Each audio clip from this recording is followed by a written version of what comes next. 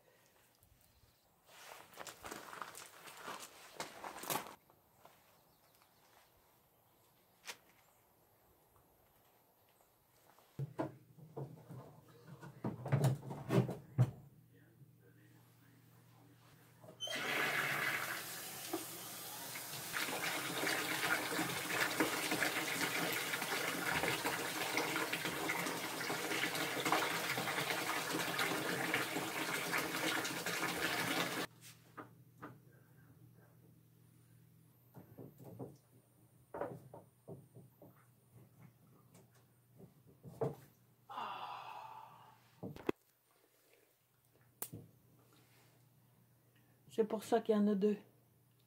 J'aurais bien voulu faire un cadre rond, mais là, il faut que je me rende à l'évidence.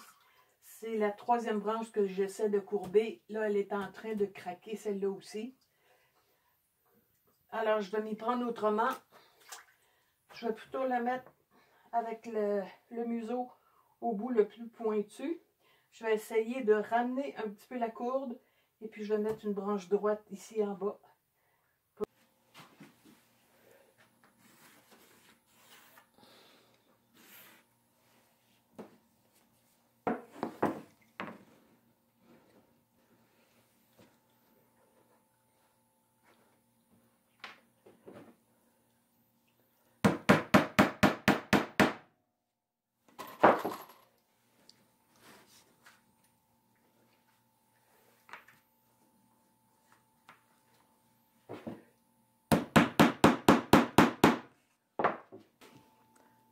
J'essaie d'avoir à peu près la même courbe des deux côtés.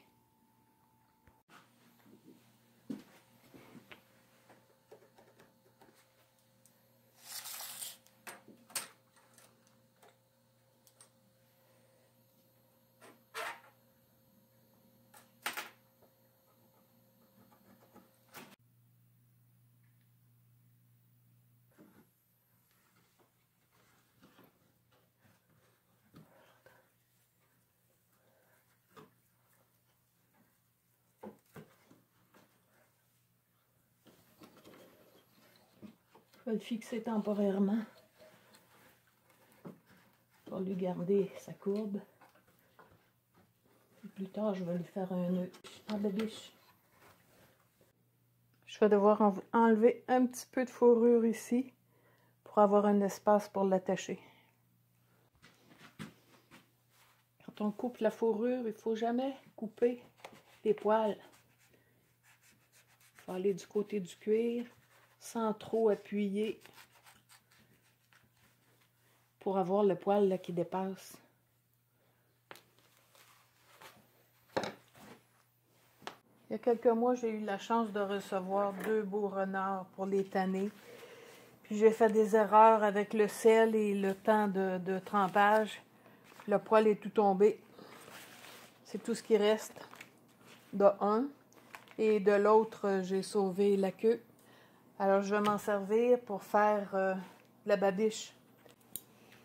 Je vais d'abord enlever tout le pourtour parce que c'est plus raide. Puis ensuite, je vais le découper en rond comme ça pour faire une grande lanière. Le renard, c'est un cuir très très mince, un peu comme du chevreau. Donc ça ne ferait pas de la babuche solide pour faire des raquettes ou un fond de chaise. Mais pour fixer ma peau de castor sur le cadre, d'après moi, ça va être bon. Pour la rendre plus résistante, je la mouille un peu. Là, je l'enroule sur elle-même. Ça me fait un lien plus mince, mais plus résistant en même temps. Ça va être plus facile de le passer dans les trous.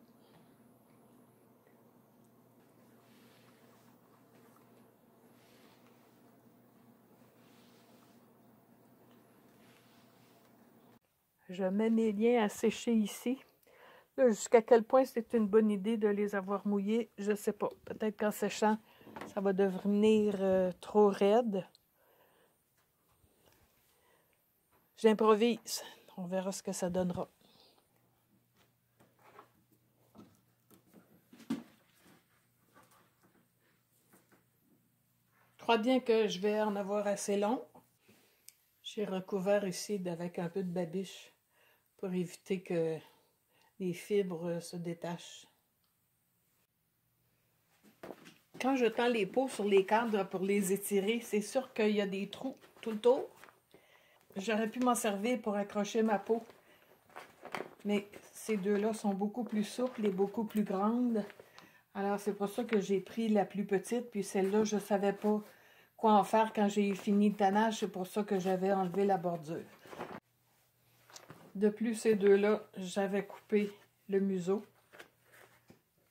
tandis que celle-ci, elle est complète. Les pattes d'en avant, les oreilles, les yeux, tant qu'à l'exposer, aussi bien en avoir une complète. Alors, je vais devoir refaire des trous avec un clou.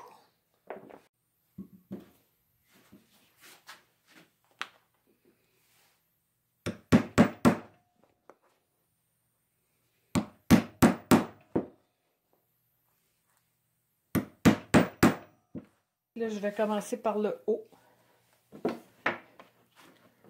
Pour ne pas avoir de nœud en haut, je vais prendre la moitié du lien.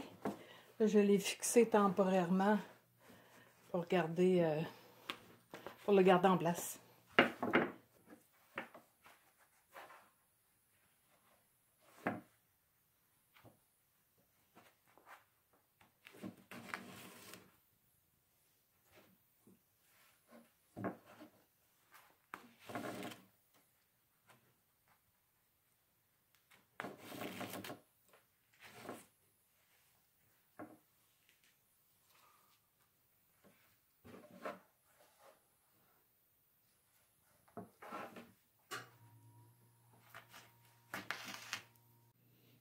Il me reste encore une bonne demi-longueur de la babiche. Ça n'a pas brisé, même si j'ai passé par les petits trous. Ça, c'est bien fait. J'aurais pu avoir un cadre un peu plus grand, un peu plus large, mais je pense que les branches ont perdu de leur courbe en séchant, vu qu'il n'y avait rien pour les retenir. Peut-être que j'aurais dû mettre une barre transversale ici au milieu, mais bon, j'ai pas d'expérience, c'est ma première. Et en souvenir des autres peaux que j'ai tannées, j'ai ajouté sur la barre du bas la queue du loup, la queue du renard hybride et une touffe de poils du cerf de Virginie. L'ours que j'avais tanné, bien sûr, j'ai gardé l'entièreté de sa peau. Alors, en rappel, j'ai accroché une de ses griffes sur le haut du cadre.